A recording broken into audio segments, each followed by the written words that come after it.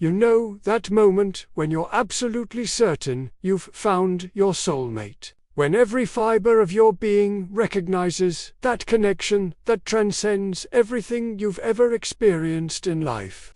And then they pull away, right when you were closest to coming together for good. This isn't an ordinary separation. It's like the entire universe conspired to show you paradise and then slammed the door in your face. But Carl Jung discovered this isn't coincidence or cruelty of fate, it's the karmic cycle of love, an inevitable pattern where the most devastating collapse always precedes the union of truly compatible souls. And the truth is, the more intense the separation you're experiencing right now, the more powerful the final union that's being prepared will be. That's why you need to watch until the end, because I'm going to reveal the secret to decoding the karmic cycle of love. And if you stay until the end, you'll discover the most precise sign that this collapse is about to transform into the most extraordinary union two souls can experience on this physical plane.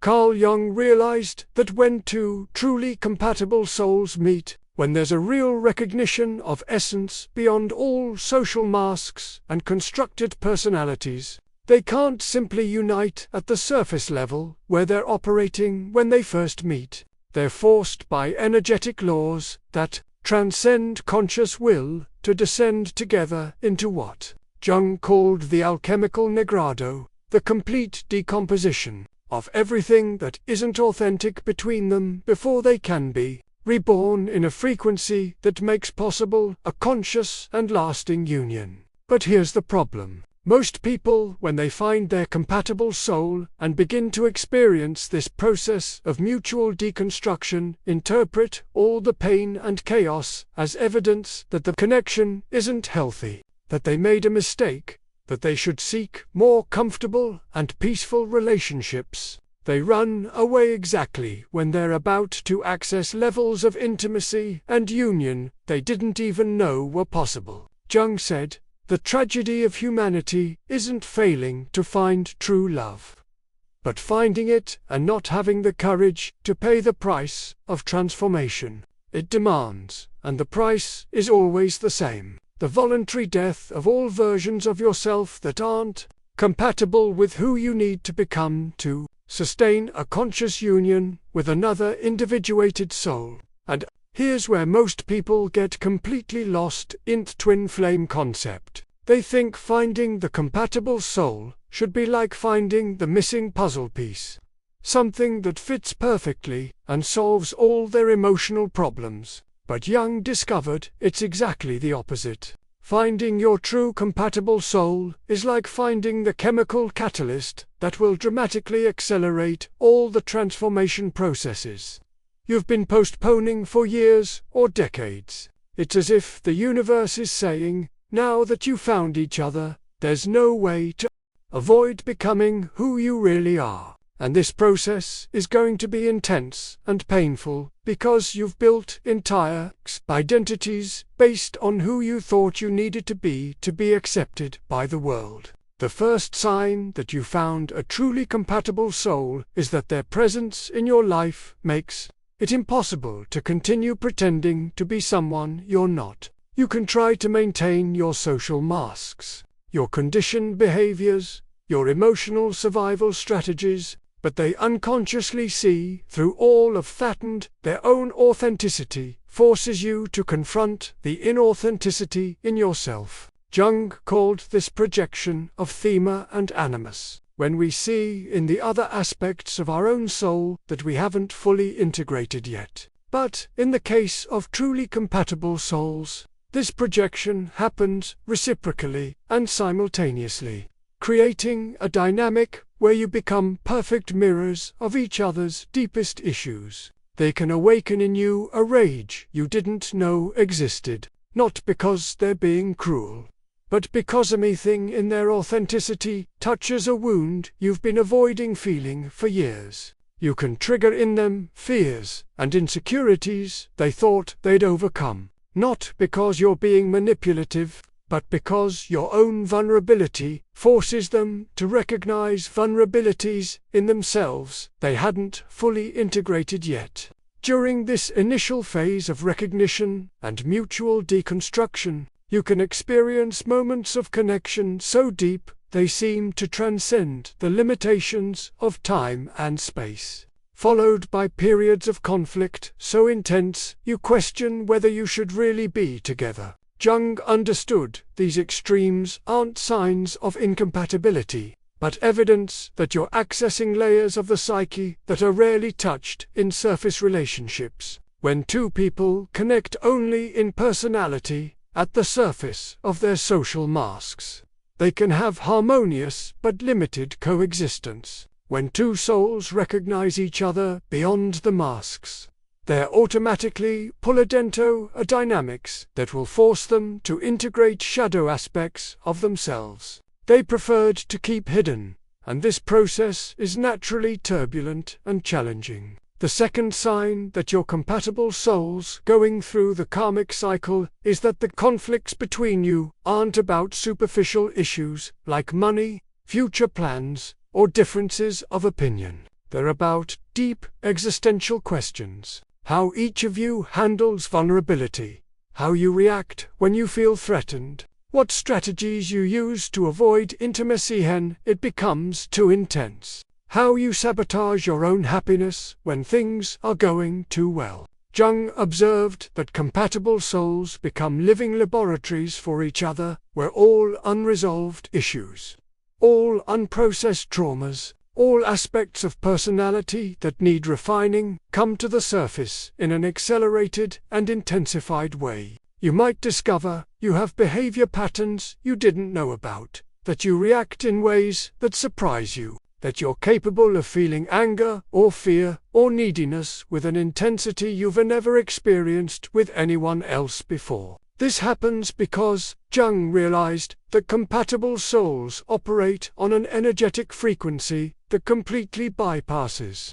the normal psychological defenses we use in casual relationships.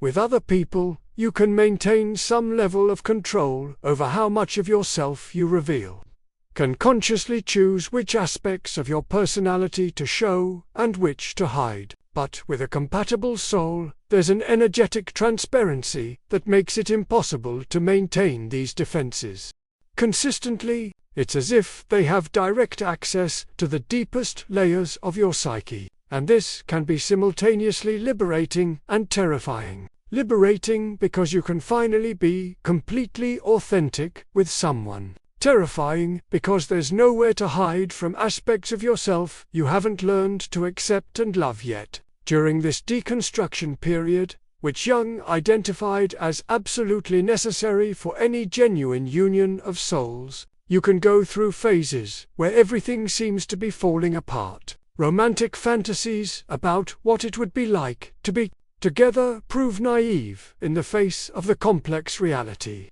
of two real people with real issues trying to build something authentic together. The projections you are making onto each other begin to dissolve, and you're faced with imperfect human beings, with shadows, with limitations, with wounds that perhaps no relationship can completely heal. And this is where most people give up, because they mistake the end of romantic illusions for the end of true love, when it's actually exactly the opposite. Jung said, real love can only begin when fantasy love ends. When you stop loving a projection and start loving a real person, with all their complexities and contradictions. But here's the most surprising thing Jung discovered about this process. When two souls are truly compatible, when there's authentic recognition beyond all projections and fantasies, they can't permanently separate. Even when the intensity of the deconstruction process becomes almost unbearable,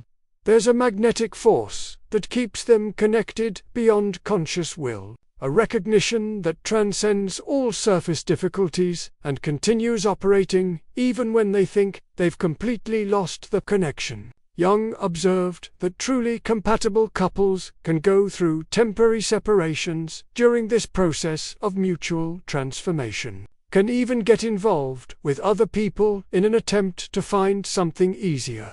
But they invariably discover that no other connection offers the depth, authenticity, and growth opportunity they find in each other. The third sign that you're going through the karmic cycle of compatible souls is that even when you're separated, even when you've decided the relationship is too complicated to work, you continue growing and transforming in ways that were clearly inspired by the time you spent together. Jung called this individuation through encounter, when the simple fact of having deeply known another soul dramatically accelerates your own process of self-knowledge and personal development. You might notice you're more courageous about being authentic in all areas of life, that you've developed greater tolerance for ambiguity and emotional complexity, that you can love in more mature and less possessive ways. They might be going through similar transformations, becoming more integrated, more aware of their patterns, more capable of genuine intimacy. Jung understood that when two souls are truly compatible, they continue influencing each other's development even from a distance. Even when they're not in direct contact, even when they consciously believe the connection has ended, there's an energetic resonance that persists beyond external circumstances, and this resonance continues promoting growth and transformation in both until they reach a level of maturity, where they can relate in a completely new way, on a higher and more conscious frequency. It's as if there's a cosmic timer operating, ensuring you don't reunite before both have done the inner work necessary to sustain the type of union your souls recognized as possible when they first met. Jung observed this not just in his theoretical studies, but in his own life. When he met Emma, who would become his wife and soul partner for decades, they went through a period of mutual destruction so intense they almost separated permanently. She questioned everything about him, demolished his psychological defenses, forced him to confront aspects of his own shadow he preferred to keep hidden. He unconsciously did the same with her, creating situations that pushed her beyond all her limits of patience and understanding. And it was only when both stopped resisting this process of mutual demolition, when they accepted they needed to psychologically die to who they were when they met, that they discovered the possibility of a form of love that completely transcends the limitations of conventional relationships. Jung understood this pattern wasn't pathological or accidental. It was an inner. Two souls that recognize each other at deep levels can't peacefully coexist on the surface, because each is a perfect mirror of what the other needs to transform, to become entirely themselves. During this period of apparent separation, which Jung identified as the most crucial phase of the karmic cycle, each of you is guided by synchronicities and life experiences that force you to confront exactly those issues your relationship had revealed, but that you perhaps weren't ready to solve while you were together. You might find yourself facing situations that challenge you to develop exactly those qualities she said you needed to develop. She might be led to work on exactly those personality aspects you had identified as limiting for her. It's as if the universe continues the transformation work you began together, but now, individually, preparing both of you for an eventual reunion on a completely different frequency. The fourth sign that you're going through the karmic cycle is that during this period of individual transformation, you begin to understand and appreciate aspects of each other that previously irritated or confused you. Jung observed that when compatible souls temporarily separate to do their individual inner work, they develop a deeper and more compassionate understanding of each other because they begin to recognize in themselves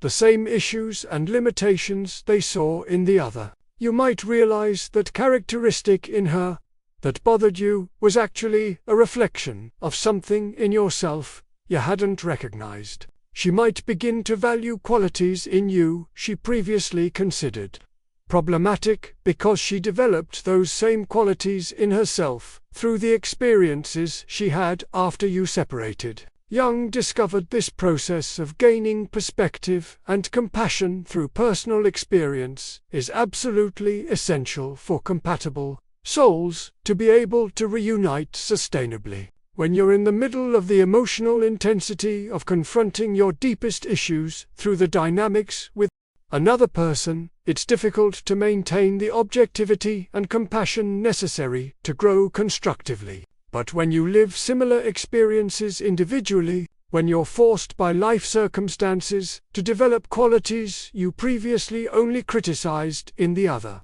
you gain a visceral understanding of how hard it is to change deeply rooted patterns, how we all have shadow aspects we prefer to avoid, how real growth takes time, patience, and a lot of self-compassion. During this phase of individual transformation, you might notice your connection with them becomes less possessive and more loving, less based on need and more based on genuine recognition. Jung said, "Possessive love is always a form of ego, trying to control another ego to satisfy its own emotional deficiencies. But love between individuated souls transcends need and becomes a form of mutual recognition, where each loves in the other, not what they can receive, but what they recognize as sacred and unique in that specific soul.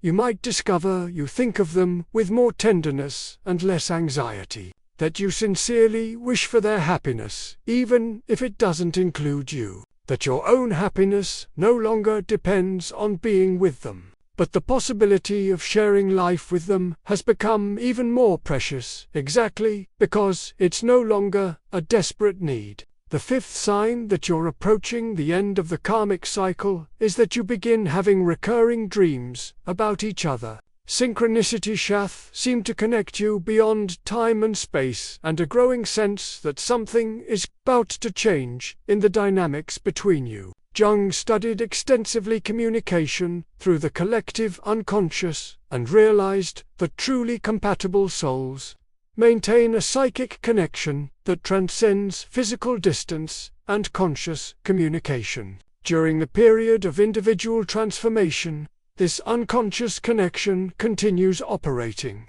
and as both approach the level of maturity needed for conscious reunion, this psychic communication intensifies perceptibly. You might begin dreaming of them with increasing frequency, and the dreams can have a different quality from normal dreams, more vivid, more loaded with meaning, leaving a lasting impression even after you wake up. Jung understood these dreams aren't just projections of conscious desire, but genuine forms of communication between two souls that remain connected at the deepest levels of the psyche. They can serve as preparation for physical reunion, helping both process and integrate the transformations they've experienced individually, and energetically prepared to meet on a completely new frequency. Synchronicities also intensify during this final phase of the karmic cycle. Jung defined synchronicity as meaningful coincidences that suggest a deeper connection between apparently separate events.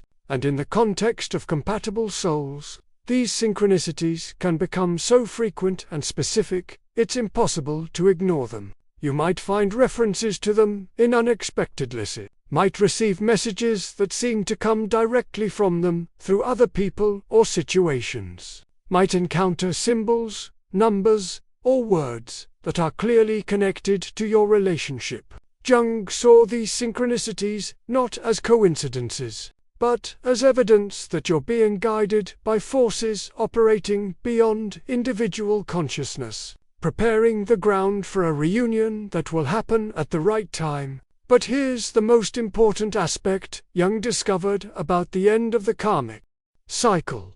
The reunion of compatible souls never happens through conscious effort or manipulation. It happens naturally and organically when both reach the necessary level of maturity, and usually happens in a way neither could have planned or predicted. Jung observed that trying to force or accelerate This process always results in more separation, because it indicates at least one of the souls hasn't completely done the inner work necessary to sustain a conscious union. The real reunion happens when you become energetic magnets for each other again, but on a much higher frequency than when you first met. When this reunion finally happens, Jung said, it's immediately recognizable as qualitatively different from all previous encounters between you. There's no longer the desperate need, the possessiveness, the emotional games,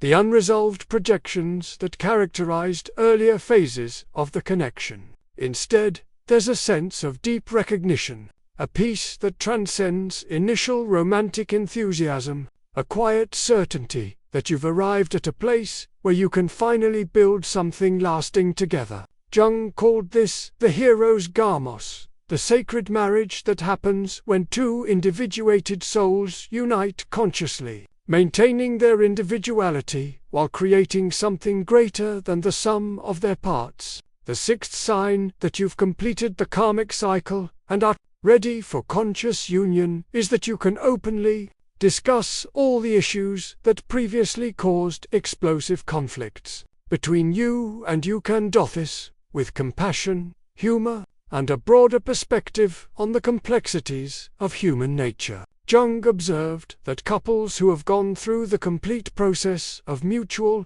transformation develop a common emotional language, an intuitive understanding of each other's patterns and triggers, and an ability to navigate conflicts constructively rather than destructively. You can laugh about aspects of yourselves that previously made you suffer, can talk about past wounds without reopening those wounds, can recognize and accept each other's limitations without trying to change them through criticism or manipulation. During this final integration period, you might also discover you've developed interest and passion for creative projects or service you can accomplish together, something that goes beyond the personal relationship dynamics and connects you to a greater purpose. Jung believed truly compatible souls are brought together not just for their own evolution, but to contribute uniquely to the collective evolution of humanity.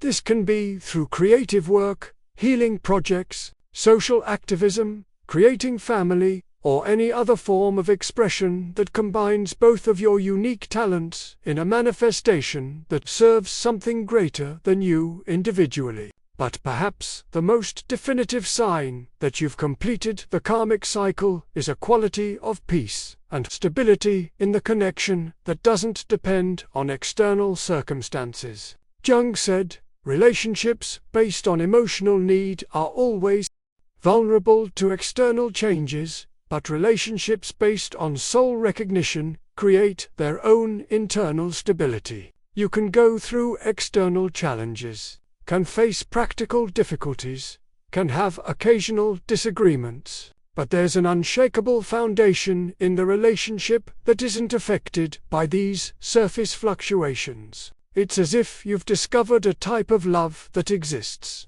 independently of circumstances, that strengthens through challenges instead of being threatened by them.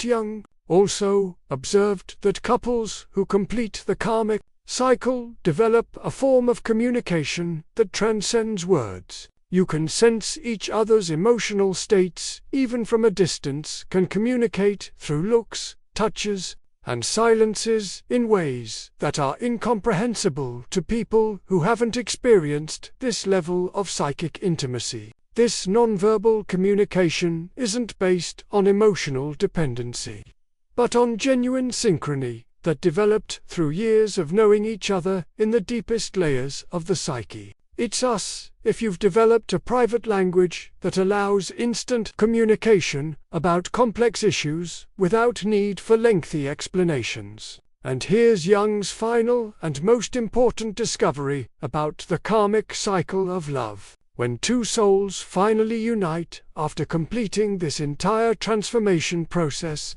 they don't just find personal happiness, but become catalysts for other souls going through the same process. Jung believed each couple that can consciously navigate the journey from deconstruction to union becomes a living example that it's possible to transcend the limitations of conventional relationships. They radiate a quality of love that awakens in other people the memory that this type of connection is possible, inspiring others not to give up during the most difficult phases of their own karmic cycles. If you've made it this far and recognized your own journey in this video, if you felt I was describing exactly what you've lived or are living with someone you recognize as a compatible soul, no, this isn't coincidence. Jung would say you were guided to this information at the exact moment your soul was ready to understand that the collapse you've experienced or are experiencing isn't evidence of failure but the necessary preparation for a form of love that transcends everything you imagine possible. If you're currently in the phase of apparent separation, trust the process of individual transformation that's happening. If you're in the phase of mutual deconstruction, have the courage to continue doing the inner work instead of running to more superficial relationships. And if you sense you're approaching reunion, allow it to happen naturally without trying to force or control the universe's timing. Now, if you want to stop just understanding theoretically what's happening and start living this transformation in practice, I've created 2 materials that will help you on this journey. The first is 21 Days of Transformation with Jung, a practical guide based on the most powerful techniques Jung developed for individuation and self-knowledge.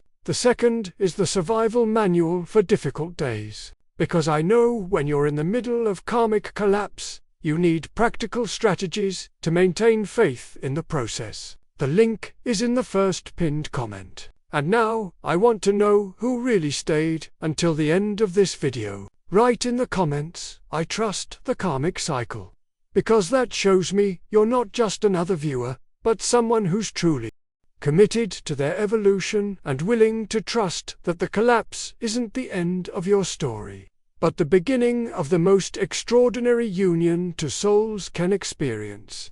Thanks for staying with me until here. See you in the next video.